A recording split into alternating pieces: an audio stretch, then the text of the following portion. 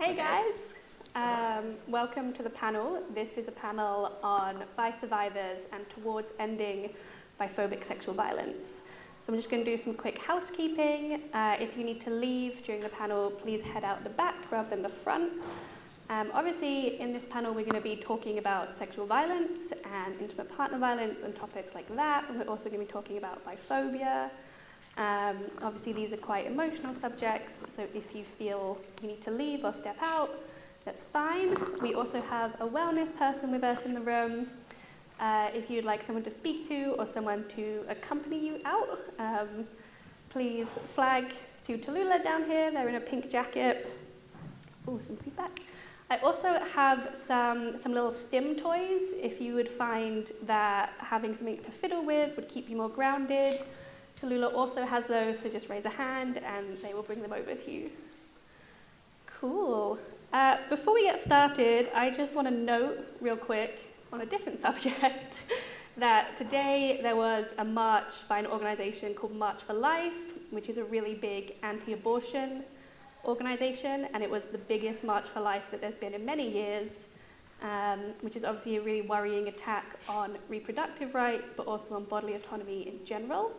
And an incredible organization called Feminist Fight Back organized a counter-protest. I don't suppose if anyone went this morning before they came here? No? Well, just props to Feminist Fight Back for countering attacks on bodily autonomy.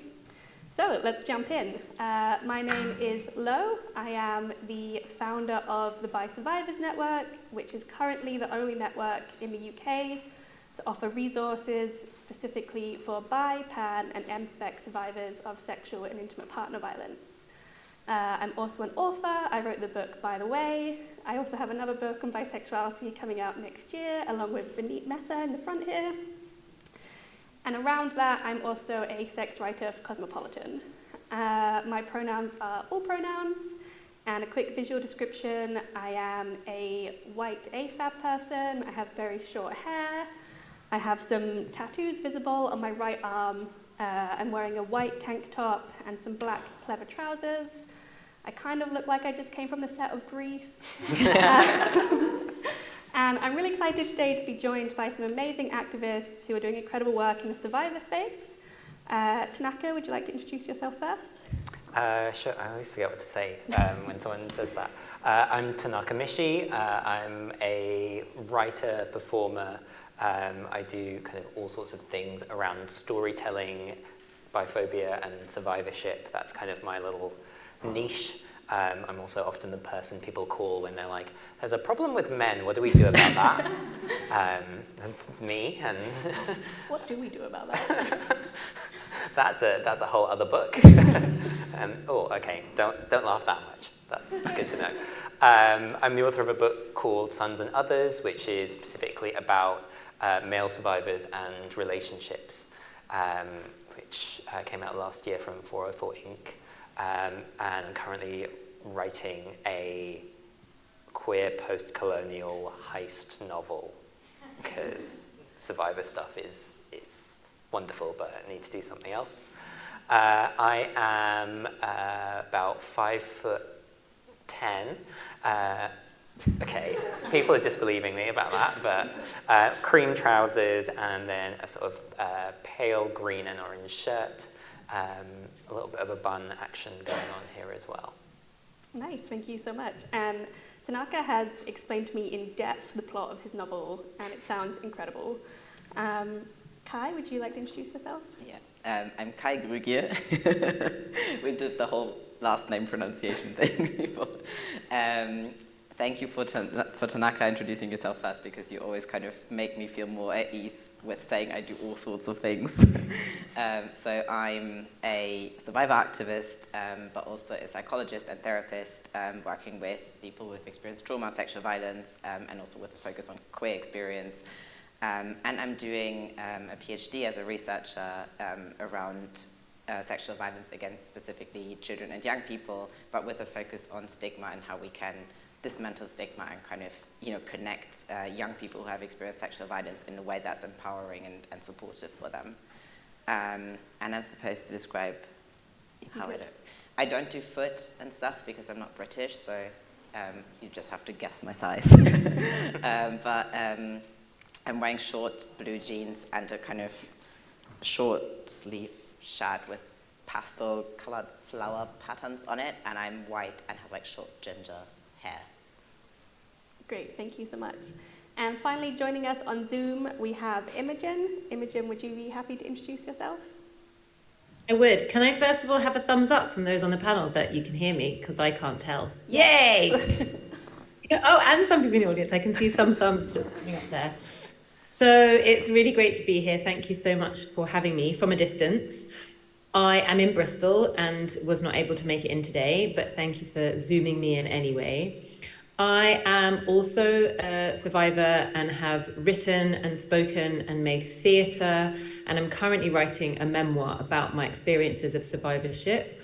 I am a theatre maker and also work in all realms communication. I teach and train people, particularly women with an X, in leadership, confidence and presence, personal impact, that kind of thing, using the kind of tools that I have from my theatre background. My pronouns are she, her. I have long brown hair with impeccable bangs, I have to say. And I'm wearing a blue jumpsuit, and I have a wall of pictures behind me of some slightly surreal face type images, but I hope they don't distract too much. No, they look great. Really cool art. Thank you so much for all of our panelists for joining us today. So if you guys don't know, one of the reasons why we're holding this panel and why the Bi Survivors Network exists in general is because bi people face very disproportionate rates of sexual violence, higher than the rates against both straight women and lesbian women, and also the same for bi men. It's higher than the rates for gay men and for straight men. There isn't really that many stats available for non-binary and gender diverse people, but I can't imagine that it's better for us. So just quickly, I have some information in case you didn't know some of the context. So 75% of bisexual women are survivors of sexual violence. 61% have survived sexual violence, including rape. And for men, that is 47% of men have experienced sexual violence, including rape.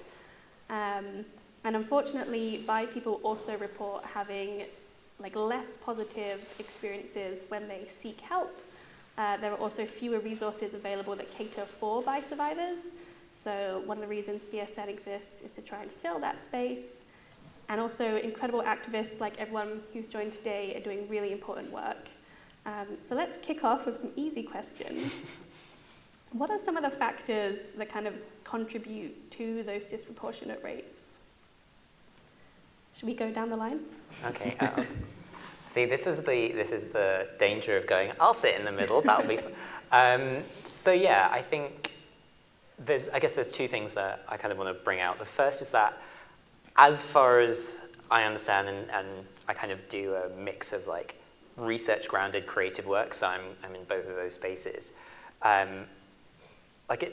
Everyone has a certain risk of experiencing sexual violence of some kind in their lives. That's a symptom of the society we live in. If you kind of add biphobia on top of that, it's basically like you're pouring gasoline on a fire, right?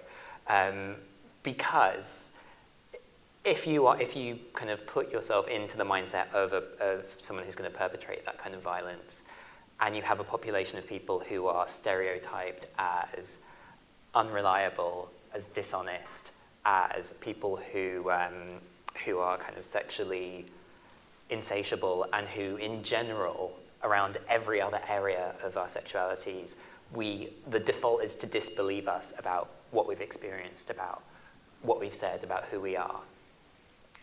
That's an extremely safe group for a perpetrator of sexual violence to offend against. So we kind of, the sort of lighter or the kind of less overt forms of biphobia that we kind of experience every day are also putting a target on our backs. And then the other piece of it that I think is really important is, and this is where I get pissed off, is that we don't really have great research into a lot of these mechanisms because so little research is done into specifically bisexual people's experience. Like whenever I've kind of tried to write a bit about this and pitch it somewhere, I always come up against researchers going, you know, there's like something going on with bi people being really targeted for this. Someone should do some research there. And you see that kind of as far back as like, I think probably like the early 90s or so. People going, someone should somewhere figure out exactly why this is going on, exactly what we can do about it. And yeah, there's the kind of like sucking void of where the money for that research should be from kind of mainstream sexual violence organizations and funders, but also from like LGBT kind of research. Yeah. I went really, really close there to naming a particular funder, which is not fair in this context. But yeah, so there are some reasons there, but we don't really know, and that's an injustice in and of itself. Before we move on to Kai, I really like the way you framed that about it being about safe to target us. I think something that comes up a lot when I'm talking about sexual violence against bi people is you say bi people face disproportionate rates of sexual violence, and what people sometimes hear is people get sexually assaulted because they're bi. And I think it's really important to note that like the sexual violence you may have experienced is not ever the fault of your sexuality. It's not ever the fault of anything you've done. It's always because sexual violence is an opportunistic crime, and being bisexual provides a lot of opportunities for that crime. Kai, do you have thoughts on that? Similar, like thank you for raising that, because I'm in general in the discussions and discourse around sexual violence, and in my case especially around like sexual violence against children and young people, this concept of vulnerability is something that makes me very angry a lot of the time, because it places the responsibility sort of in a roundabout way on the victim or on the particular group of people who face like, you know, higher rates. I think also all of what you've just said about the kind of ways that bi people are stigmatized and how that can tie in, and the lack of research, and I think that also is kind of like is linked, because where there is so much stigma or invisibility, there obviously is less research. And I've really thought about this kind of question of why do we have such high rates for bi people to experience sexual violence, and I thought about it from the point of view of children and young people, and I realized that there's even more hesitance to raise this question, because I think, one, children and young people are so often desexualized, not in the way that would be appropriate as like adults not sexualizing children, that would be great, or young people, but in a way of like not acknowledging that children and young people have a sexuality or have, you know, curiosity or questions and explore things. And I think that is even quite a taboo for like general discussion, but especially with queer identities and then with bisexual identities, it's kind of, you know, I don't hear a lot of talk about children and young people, you know, bisexual children and young people and their experience of sexual violence. Having said that, this is why I'm doing a PhD on this, on children and young people's experiences of sexual violence and stigma, because there is not much research on their experience from their perspective. So there's a lot of adults talking about our assumptions of what their experience is. And I can't talk too much in detail about my research because it isn't published yet, but I think what I'm seeing so far, and also from kind of my work, I work a lot in universities, so I work with a lot of kind of young people, if you stretch it up to like 25, who Please, can we stretch it up to 25? I'm not ready to. We can. Who have experienced sexual violence, and I think what I see there, especially from queer survivors and a lot of bisexual survivors, is this kind of 3 points of stigma, shame, and secrecy. And I think this is what makes it easy to target children, young people, and adults in very similar ways. So there's actually, I think, some quite parallel experiences between all of these different age groups. And I think with bisexuality, even it's almost like something that is very prevalent if you're young, but with bisexuality, I feel like it stretches further into adulthood from what I see. So I see a lot of people who talk about their sexual experiences, and including their experiences of sexual violence earlier, if it's kind of like, if they're straight, or if their experience conforms to a certain narrative of what sexual violence is. And I think for a lot of people where it takes longer to find their sexuality, find out who they are, like everything else, including realizations of things that might have happened that have not been consensual, also tend to take longer. And the other way around, a lot of survivors of specifically childhood sexual abuse, I get a lot of coming outs in my work with young adults, because a lot of them say, well, in my teenage years, I had to kind of, deal with the trauma and the fallout, and I didn't really have the space and time to kind of, look at my sexuality. So I think there's kind of like different routes to that. But yeah, I think shame, stigma, and secrecy kind of just make groups targeted easily for these kinds of things. Yeah, I think that's such an interesting point about coming out and post-sexual violence, and the way in which, realizing it often takes people years to realize that they've experienced sexual violence, in the same way it can take a really long time to realize you're queer. And when you have those two things overlapping, it creates such a, to borrow your phrase, vacuum of understanding of yourself. So thank you for that answer. Imogen, do you have some points that you want to add? Yeah, I do. And I think my main answer to the question, or my initial answer to the question, is I don't know. We don't know. And as Tanaka says, there's very little research, and I mean, as Kai as well says, there's very little research done in this area. I can only really speak from my own personal experience. I know that all of the assaults that I faced, and there are many, were committed by men. And so, but rather, somehow, as you're saying, in my young years, there was possibly already an amount of that I was carrying in my body. I was therefore with that shame about my curiosity about my sexuality, about elements of my sexuality that I was kind of pushing down inside my body. I was in that way already separate from my body, separate from my desires, separate from my ability to follow where my pleasure wanted to lead me. I had less autonomy. There was already a kind of denial about who I was and in my sexuality. And as Kai says, it took a very long time for me to realize that a lot of these experiences were assaults. And it took me a long time to actually admit to myself and to others my sexuality.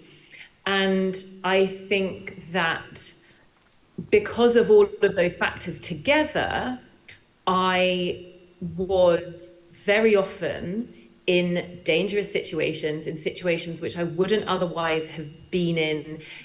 I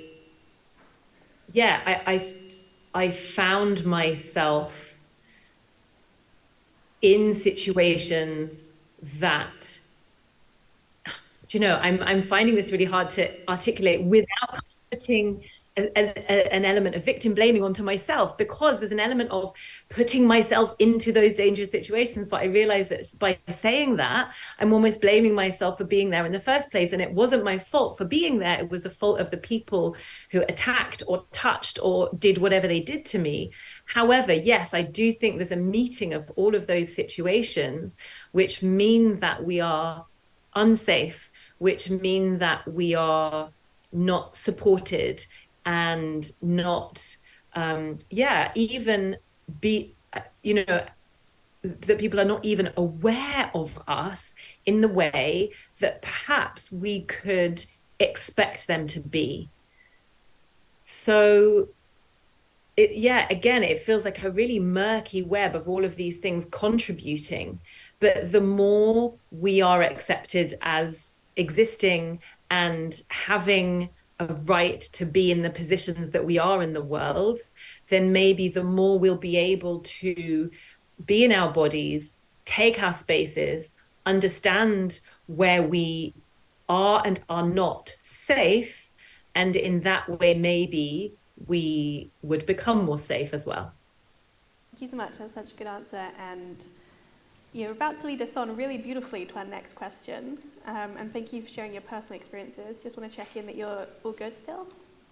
I'm good. Yeah, thank you. I'm very used to speaking about this stuff. So yeah, thank Okay. you very much. Wonderful. And just to add before we move on to the next question, I think some other really important factors that do come up in what little research there is that bi people, whilst we're often stereotyped as the bi community just being made up of like middle-class cis white women, is actually an incredibly diverse community, and is also one that is, you know, disproportionately likely to be living in poverty, disproportionately likely to be experiencing addiction or homelessness. And those are also groups that experience extremely high rates of sexual violence, especially when we look at addiction. There's kind of a little feedback loop that sort of gets going there. Also, there is a lot of trans people in our community, and of course, trans people face extremely high rates of sexual violence.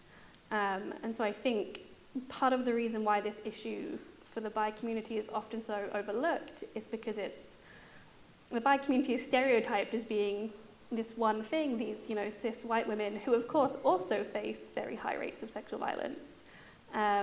Whereas when we get into the nitty-gritty and start looking at our actual community's demographics, people just aren't interested in looking at that, providing those resources, providing that research. But to kind of move on from that slightly heavy answer from all of us, what can we do to try and like mitigate some of those factors? What can we do to kind of address some of those underlying factors?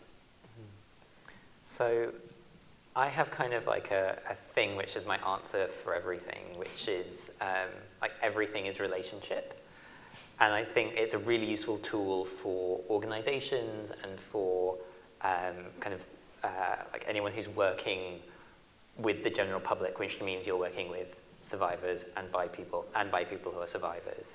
A lot of the time, the way we structure like support is by going, okay, we're thinking about the bis now. So bi people are like this, and their bi-ness needs to be supported like this.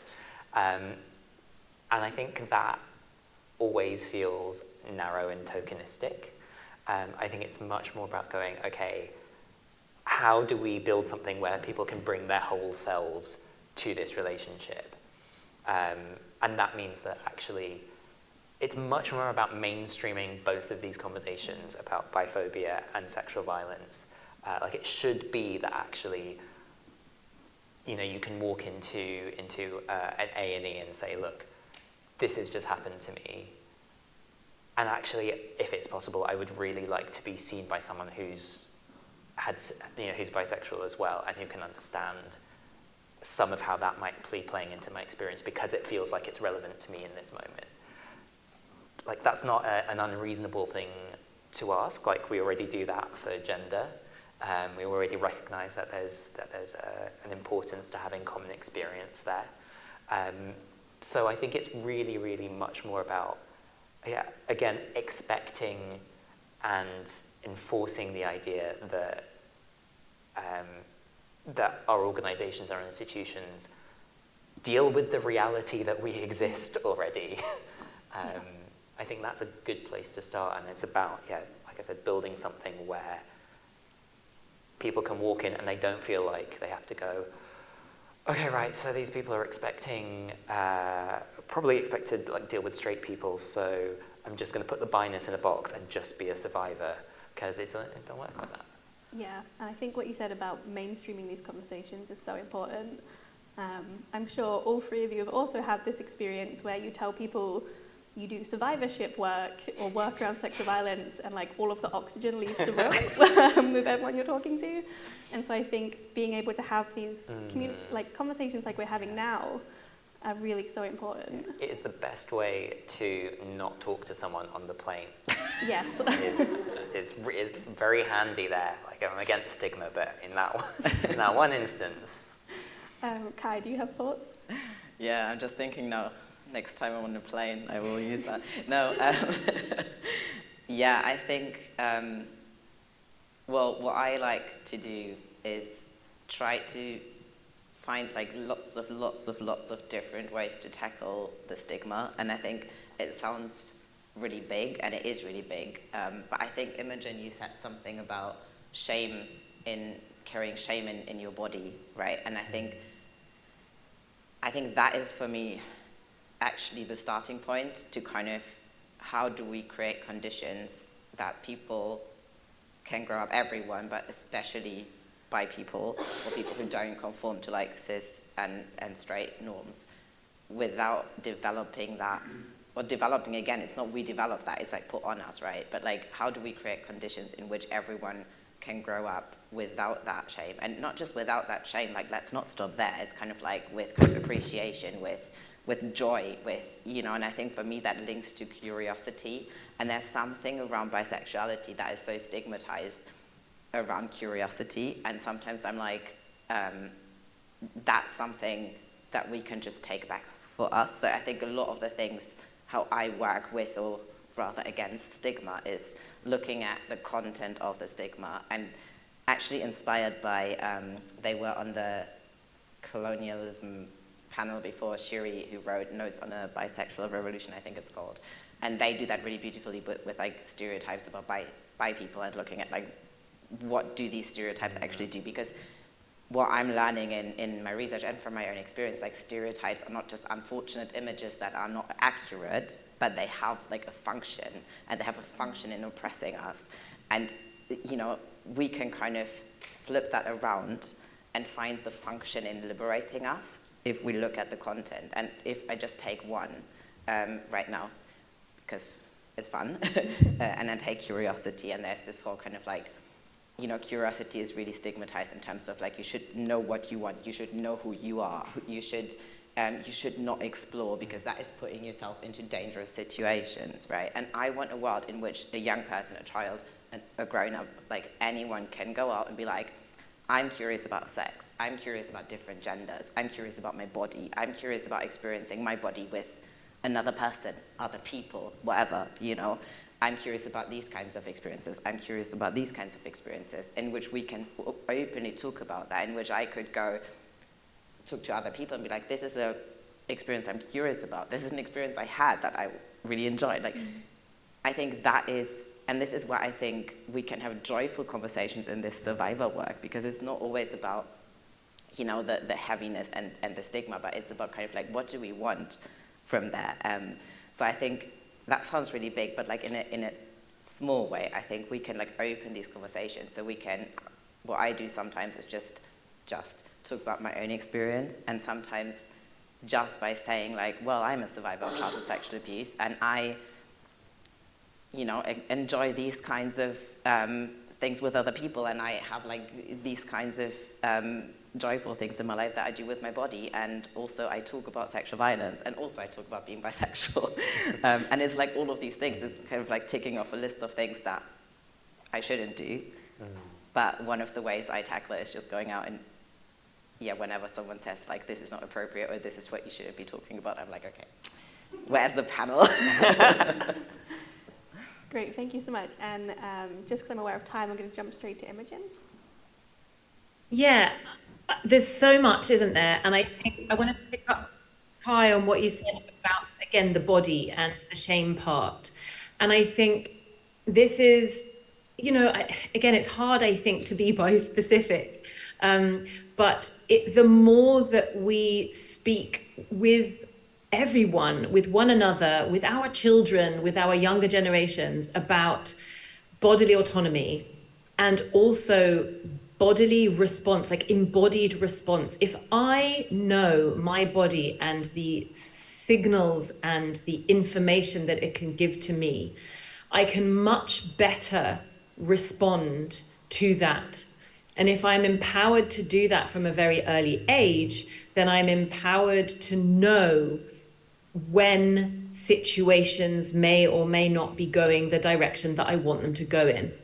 And again, this sounds like, it could be interpreted as sounding like, you know, I'm responsible for those things that happen to me. But really, there are so many situations for me which are in those blurred lines, which are not recognized in the media as clear-cut instances of sexual violence, which is one of the reasons why I personally didn't understand them as such for many years after. And if in certain situations I was empowered to use my body, to understand my body, to understand what felt like a situation where I was not safe, where I was not comfortable, and if I were empowered to be able to articulate that and to know that it would be heard, then I believe that I could have escaped several of those situations. So the more that we understand our bodily intelligence, and the more that we learn to respect that in everyone around us, the more as a whole, in the world in which we live, we will be able to be better enabled, empowered to then speak up, to then hold our boundaries, to then protect ourselves, essentially. I'm forever speaking to my niece and my nephew who are like 13 and 15 years old, and there's definitely like curiosity in them about their sexuality. And I feel really relieved that they have me as an auntie who is aware of this stuff, the physicality stuff, the sexuality stuff, who is able to talk about it, because I know that a few other people around them are. And so we need to have these conversations with our young people to say, like, you know, you're gonna have these urges, you're gonna have these ideas, and you're gonna have to be respectful of your own boundaries and other people's boundaries. And there needs to be so much work done in educational systems with young people in all walks of life in order to get this stuff into the norm, to be able to have these conversations with everybody. Yeah, for sure. And I think one of the reasons why we're seeing such an attack on accessible sex education and drag story hours and stuff like that aimed at children is because when kids are empowered to know about their body, it makes sexual violence and sexual exploitation against them so much harder. And that is the last thing the far right wants. So real quick, can we just go down the line and say one thing that sexual violence organizations or LGBT organizations can do to be more inclusive and supportive of BICE survivors? Are we talking like specifically support organizations or Your generally? choice. Okay.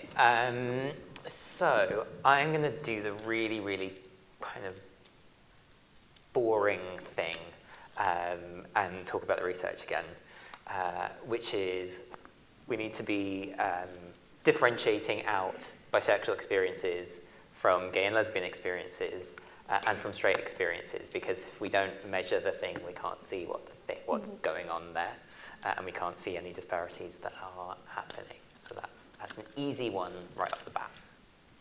Okay. I think having a more complex understanding of gender and the role of gender in sexual violence. And I think Tanaka does that really well in his book. And we had loads of conversations about that. But I think there's some... Checks in the post for plugging the book. No, but really, because I think I'm always like really happy if someone manages to articulate that in that way. And I think there's something... Sorry, Kai, we've lost Imogen. Come back. Can we... while we wait for Imogen, we're actually going to switch to Q&A in a second. Were you finished with your point? Yeah, just the point on gender. So basically to have an understanding of gender as an important element in it, but also as one of many other elements of power, so that people with different gendered experiences of sexual violence can kind of, because I think bisexuality exploits some of these assumptions. For sure. That is why BSN is like an all-gender support group, because it would be impossible to make it gender exclusive. So we have lost Imogen on the call. I think someone is working to get that stream back up, hopefully? Trying? Okay. We'll get started on the Q&A if that's all good. So you can either raise a hand or you could scan a QR code. I forgot to mention at the beginning. Yes, and we would also like to mention that through the QR code, questions are completely anonymous. So we will not know who asked what through that. And we will be alternating between hand-raised questions and online questions. So if you would like to begin. Thanks. Yeah, I guess I'm just thinking about how bisexual people and survivors are sort of two intersecting groups, but two groups of people that are sort of defining characteristic is not being believed, right? And I feel like it can feel like you're living in this Venn diagram of invisibility and erasure and all of that not very good stuff. I guess my question is how, to other people that are feeling that way, what would you say to them? And also how do we gain credibility, I suppose, when we're in healthcare or services or law enforcement, anything like that? Did either of you two want to jump in on that one? I think I would have two different answers. First of all, for credibility within ourselves, I think there's something around really reinforcing and reassuring ourselves as a community, because I love how you phrased that with survivors and bisexual people are living in that Venn diagram. I very much feel that. That we kind of reject the having to give proof to the outside, because I think that is something that is so much weaponized against us in both of these, and kind of reassuring each other in also what Imogen said, this kind of embodied knowledge that it might be kind of covered under a lot of other things, but at some point we can access it and know that, and I think that is true for bisexuality and for being a survivor. And then I think to the healthcare and law enforcement, I think that is much more the job of systematic change, where we can play a role in, but I feel like very strongly that is also not solely our job to do.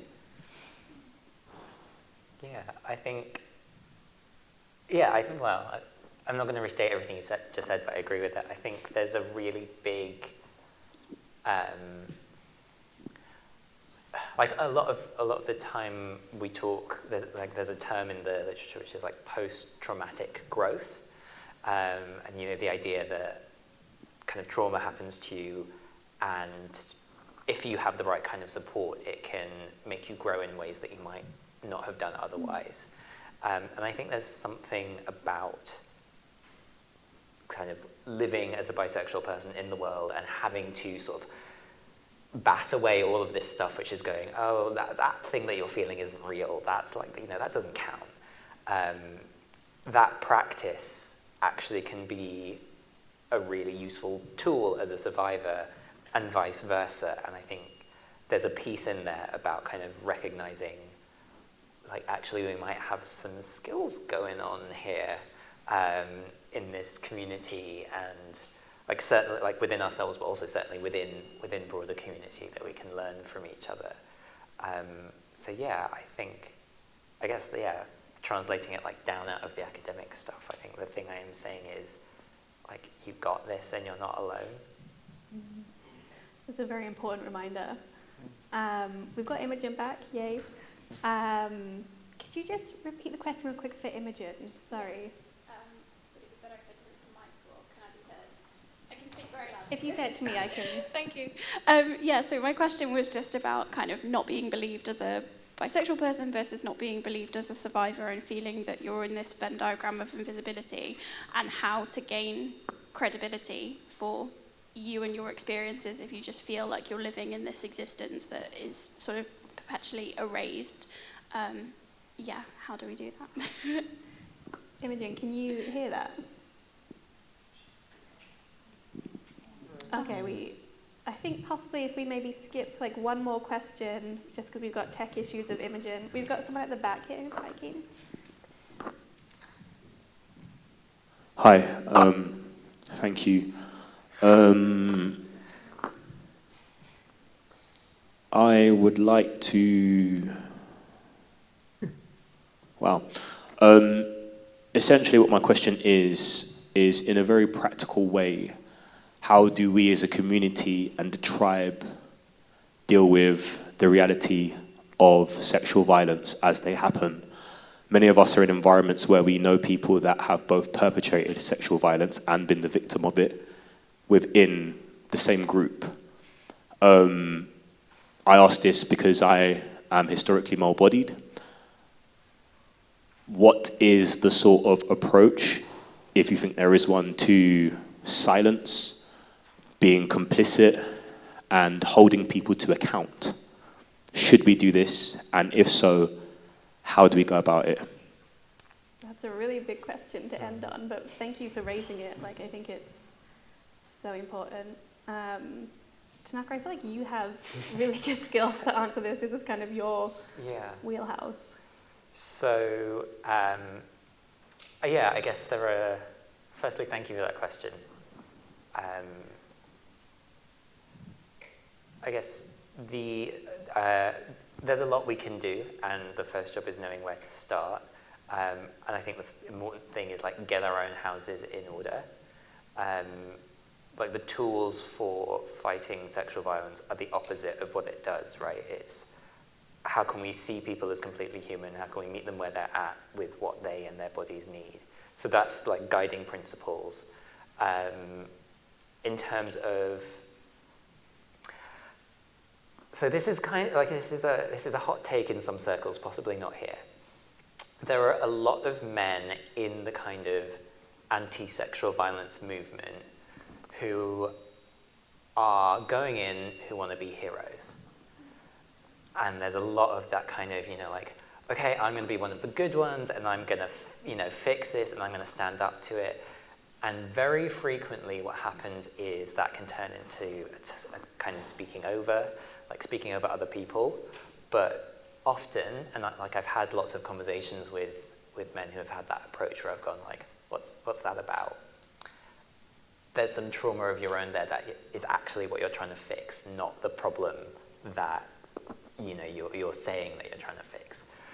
So like the first step 0 for me is honesty about what we've been through, because trying to fix our own problems on someone else is not empowering them, and I see a lot of that.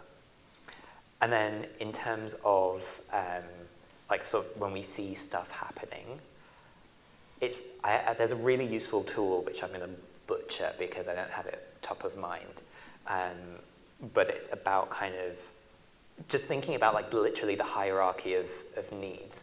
Like, is someone in danger of not having a home? Okay, cool. We can let's just start with that. Let's just take it one step at a time.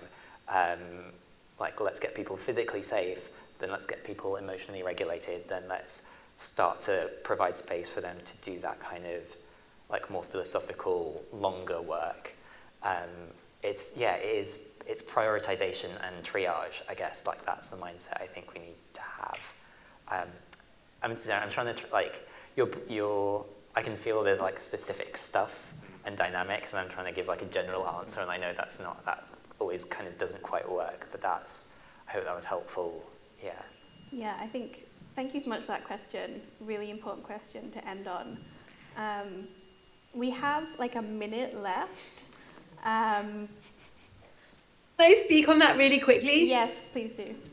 Thank you. I have so much to say, I'll keep it very brief, but in my experience, again, there's been a situation in my family, a very close family member of mine is very good friends with one of the people who assaulted me. And I have had to carry the weight of speaking to people, checking, is he going to be at events, thinking he's going to be at events and therefore not turning up myself and therefore missing my family, and then understanding later that he wasn't actually there at all. And I am having to slowly educate my family and my close friends around how to deal with this situation. We shouldn't be the ones to have to do this work. Ideally, that's something that communities carry for individuals within the community.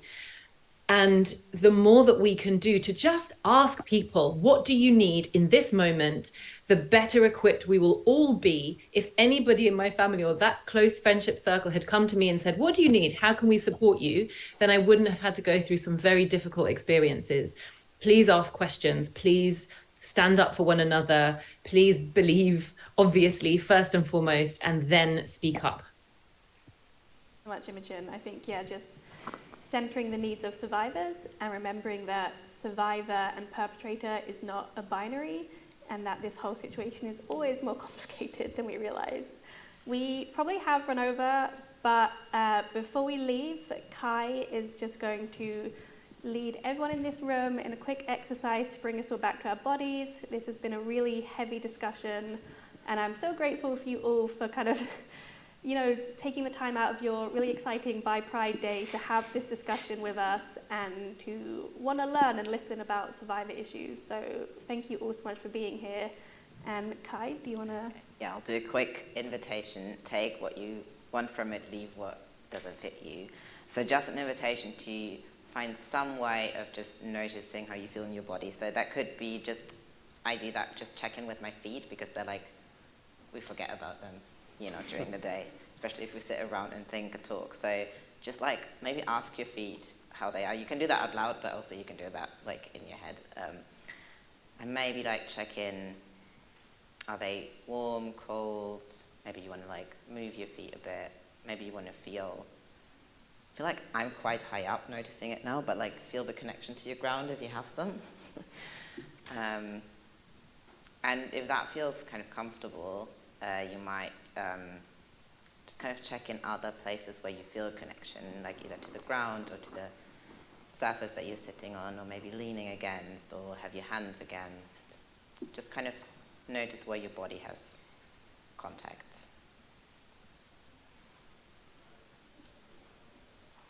And if you want, do a quick check-in with your breath, because that's something that we tend to hold sometimes. And there's no need to change anything, just notice how your breath is. And maybe if you want to tune into that a bit more, you can just see if you can notice when your breath moves. And in case you're noticing you've been holding your breath, just an invitation to just do a huge breathe out right now. And if you want, just shake out anything that you want to leave here. Oh, that's actually nice being so high up. I can shake. Oh. And look around in the room, maybe stretch if you need to stretch, and take a moment to notice if there's anything you need to do after this. It might be stretching some more, it might be going out for some fresh air, it might be going to the toilet. This is what I notice when checking with my body. I'm like, oh yeah. Or having some food. Thank you for joining us in this.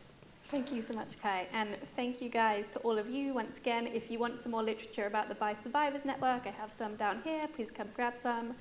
And please give a massive thanks to our incredible panelists today, Tanaka, Kai, and Imogen.